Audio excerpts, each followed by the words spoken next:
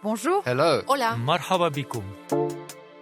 En 2020, la Terre est devenue plus artificielle que biologique.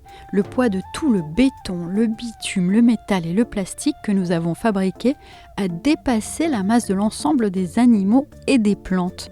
Nous avons donc décidé de consacrer les 2 prochains épisodes de Sur la Terre à 2 matériaux emblématiques de notre ère, le béton et le plastique. Symbole de notre époque depuis la fin de la Seconde Guerre mondiale, le béton est partout, dans nos maisons, nos ponts, nos barrages et sur nos routes. Et l'ingrédient clé du béton, c'est le ciment, matériau le plus consommé dans le monde, mais aussi extrêmement polluant.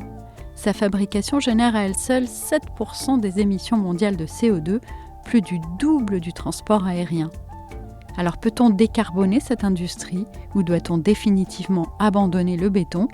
Et ces alternatives moins polluantes sont-elles crédibles ? Dans ce nouvel épisode, Camille Kaufmann vous propose une immersion dans l'industrie du béton en pleine remise en question. Bienvenue dans Sur la Terre, un podcast de l'AFP en partenariat avec The Conversation.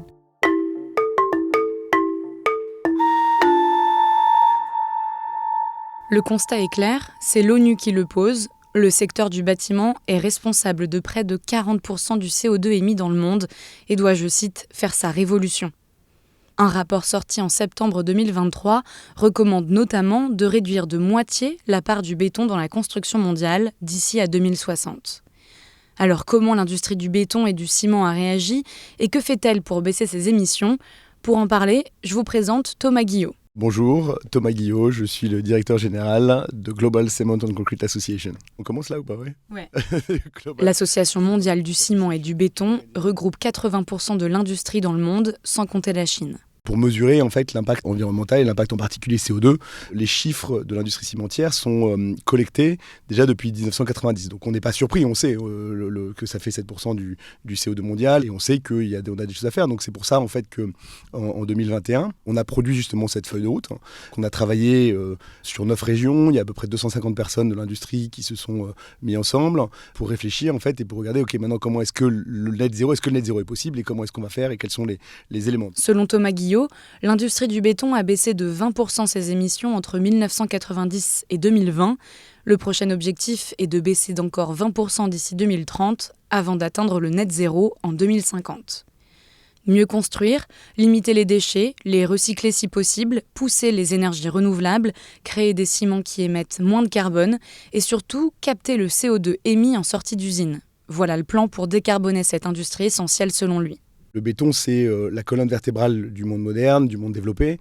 On n'a pas vraiment conscience du bénéfice qu'apporte ce produit à l'humanité, mais au développement en général. Et en fait, partout autour de nous, dans le monde moderne, on est entouré de béton et les infrastructures qu'on a, les hôpitaux, les systèmes d'eau, sont faits et sont basés sur le béton en réalité. C'est aussi une industrie énorme qui représente rien qu'au sein de l'Union européenne plus de 800 000 emplois directs et indirects. C'est vraiment un produit qui est important et qui, aujourd'hui, n'a pas vraiment de substitution en fait. Il n'y a pas vraiment d'option. À défaut de le remplacer, il faut donc supprimer son empreinte carbone, et ce, en grande partie grâce à la captation du CO2. Sur les 2,7 milliards de tonnes de CO2 que l'industrie du ciment émet chaque année, plus d'1 milliard devrait être capté à l'horizon 2050. Mais en attendant, l'industrie essaie de trouver d'autres moyens de baisser ses émissions, notamment avec des ciments dits bas carbone.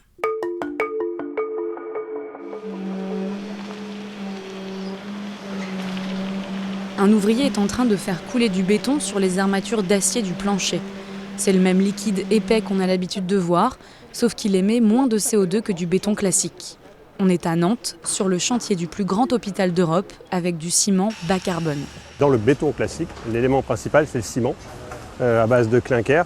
Rémi Lefebvre, directeur des ressources techniques et opérationnelles de Vinci Construction. C'est cet élément-là qui est le plus réactif, mais qui est aussi le plus carboné. Car le clinker est composé de calcaire et d'argile chauffés à 1400 degrés, ce qui consomme beaucoup d'énergie et la réaction chimique relâche énormément de CO2. Et donc la manière dont on travaille aujourd'hui, c'est de remplacer ce clinker par des substitutions qui peuvent être soit le laitier de hauts fourneaux, soit le métakaolin, qui permettent de baisser les émissions carbone de nos bétons. Le laitier est un déchet issu de l'industrie sidérurgique. En le recyclant, il produit un ciment qui émet 70% de CO2 de moins qu'un ciment classique. Le métakaolin, issu de minéraux broyés, produit lui 40% de CO2 en moins. Le chiffre que je pourrais indiquer aujourd'hui, c'est de dire qu'on aura globalement plus de 30% de diminution d'émissions de CO2 associées au béton sur ce chantier. Mais Rémi Lefebvre reste lucide quant à la décarbonation de ce matériau. 100% on n'y arrivera pas au jour d'aujourd'hui. Le béton aura toujours des émissions de carbone. L'objectif c'est d'aller sur la mixité du bois, du béton, le bon matériau au bon endroit. Le béton aujourd'hui on sait faire de l'ultra bas carbone jusqu'à moins 70%. Son espoir, c'est que cette technique se généralise. Mais pour l'instant, on en est loin. Selon le syndicat du béton en France, seuls 10% de la construction neuve est bas carbone. Une part qui devrait augmenter rapidement selon le syndicat, au vu des normes contraignantes en vigueur en France depuis janvier 2022. Mais cette stratégie laisse perplexe la présidente de l'Ordre des architectes de France, Christine Lecomte. 47e étage. Ouverture des portes. Bonjour, j'ai rendez-vous avec Christine Lecomte. Oui, je vous en prie, rentrez. Je suis allée la voir dans son bureau, tout en haut de la tour Montparnasse, pour parler de la décarbonation du BTP.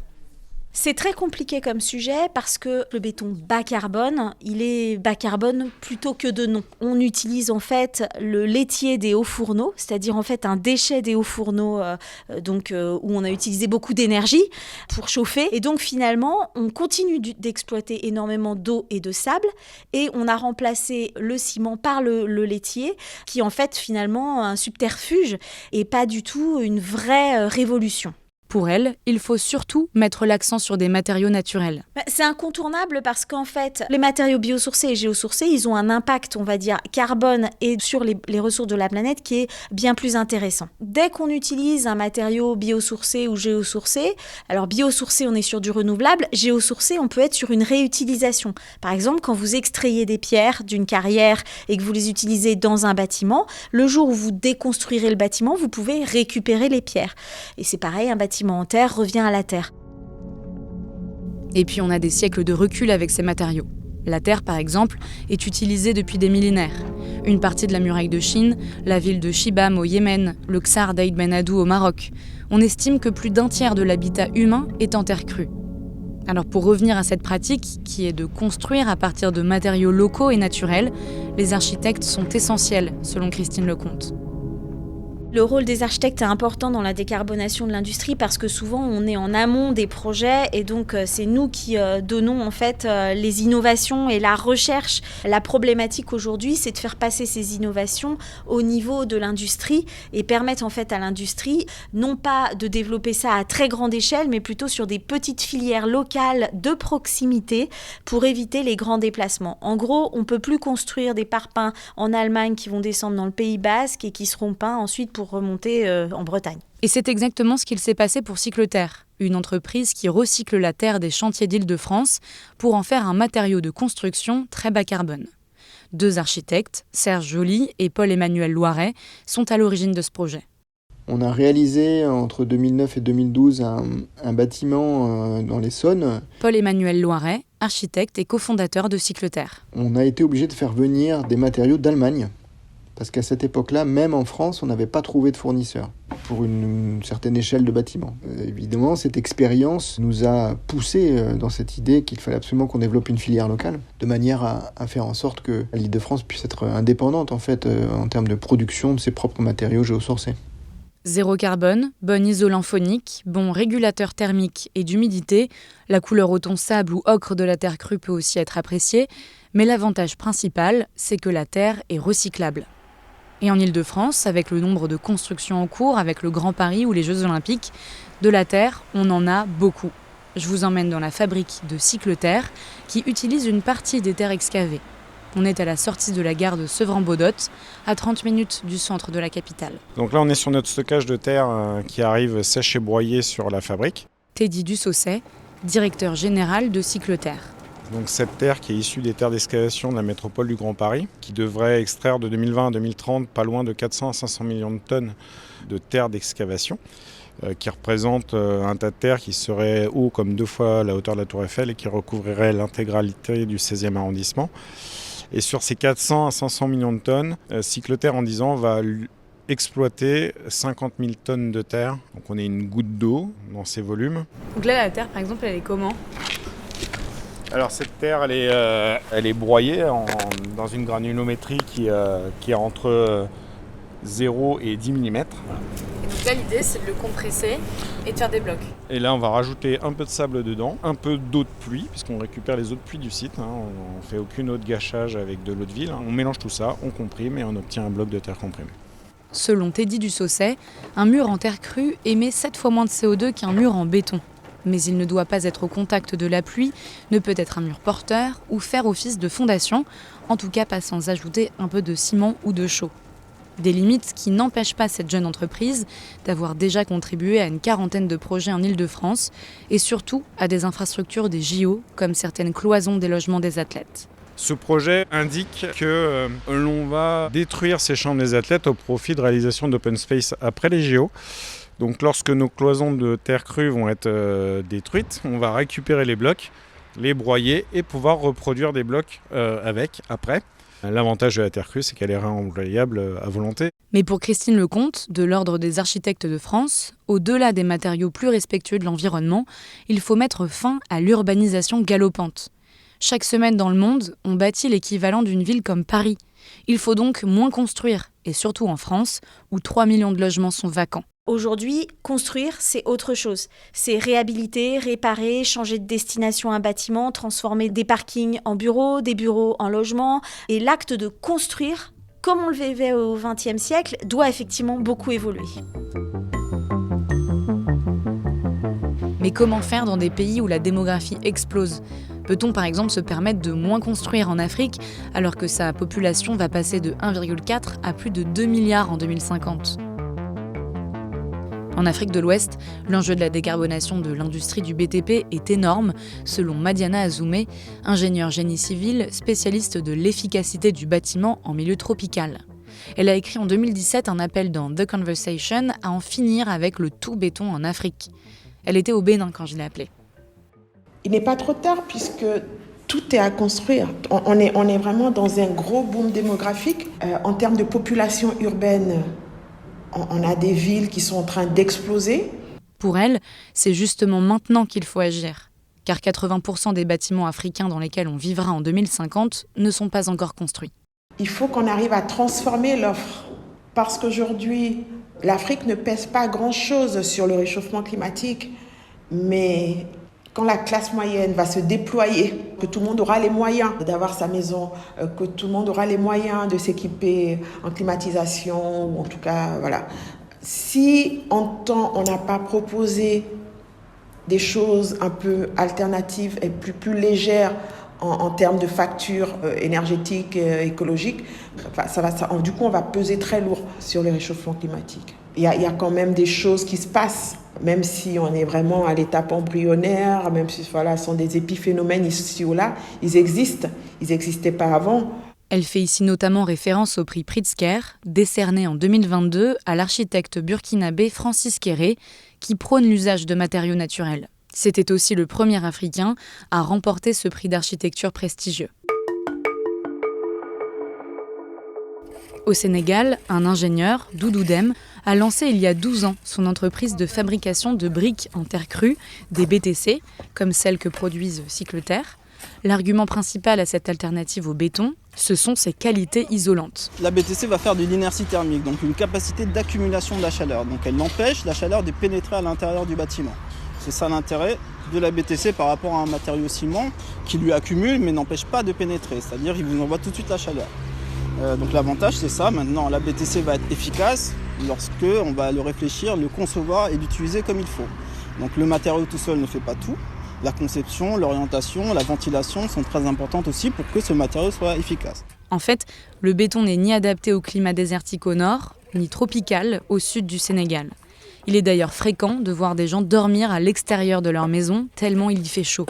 Et pourtant, tout le monde s'en sert. Une maison construite par le Sénégalais moyen, son but c'est de construire le moins cher possible et que ça soit vite construit on va dire, donc il va prendre la solution la plus proche de lui. Et ce qu'il voit tout le temps c'est du béton, donc il va même pas se poser la question d'un autre matériau. Et il va se dire au pire je mettrai une clim. Et c'est ce qui va se passer, ils vont mettre des clims et on va dépenser de l'énergie. Et ça crée un cercle vicieux, étant donné que les climatiseurs accentuent le réchauffement climatique. Mais on est encore loin de la fin du règne du béton. Dans plusieurs pays d'Afrique de l'Ouest, le ciment est subventionné, considéré comme un produit de première nécessité, au même titre que le riz par exemple. C'est même plébiscité par les bailleurs de fonds, comme la Banque mondiale. Donc il y a ce double langage. D'un côté, voilà, il faut lutter contre le réchauffement climatique, mais le ciment, c'est vraiment un marqueur de développement, en fait. Et le ciment a une présence incroyable. Vous pouvez aller dans la contrée la plus éloignée qu'il soit. Vous trouverez la petite cabane qui vend du ciment.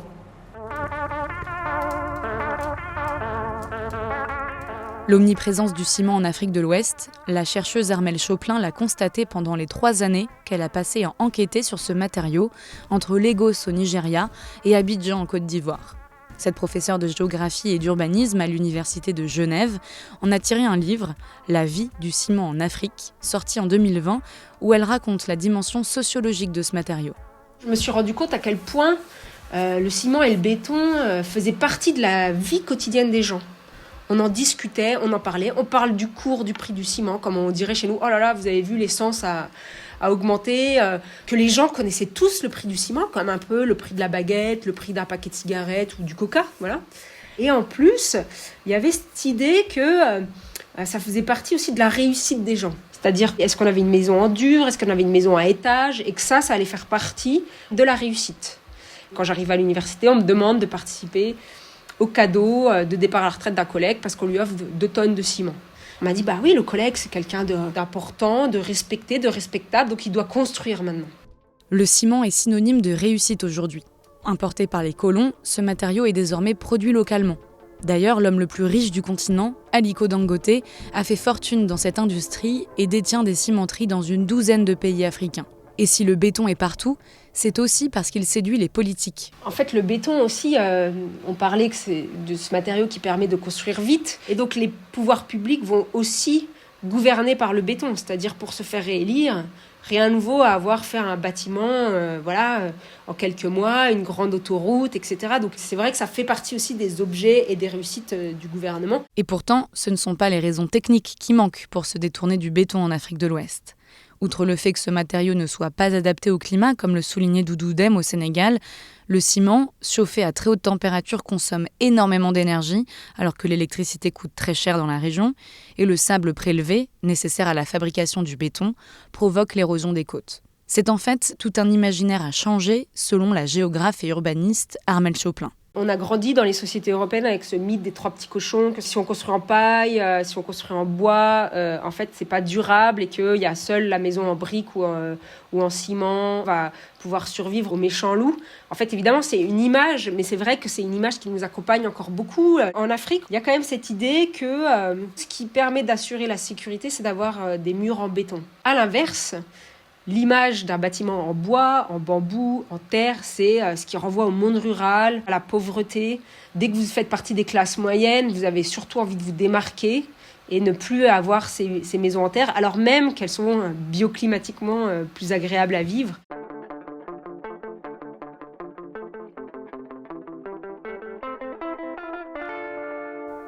Pour Doudou Dème et Madiana Azoumé, il faudrait une implication des gouvernements pour pousser la filière des bétons alternatifs.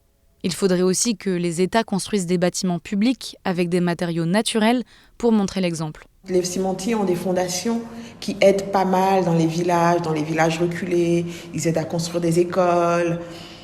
Donc c'est assez dur de lutter contre. C'est pour ça que si quelque part les États ne se disent pas « Ok, on va aider une autre filière à se démarquer », pas pour... on n'arrivera jamais à enrayer la présence du ciment ou le béton, ni même à... Juste qu'il y ait une légère mixité. Moi, je trouve que si déjà on arrivait à avoir 5% de construction en matériaux autres que le ciment, notamment de construction en terre, on n'aura pas gagné la bataille, mais on aura fait une partie du chemin. Sur la Terre revient demain avec un épisode consacré à un autre symbole de notre époque, le plastique. Sur la question du béton en Afrique, Madiana Azoumé a écrit un article dans The Conversation dont je vous conseille la lecture. Je vous mets le lien en description de l'épisode. Je m'appelle Camille Kaufmann et je vous dis à bientôt.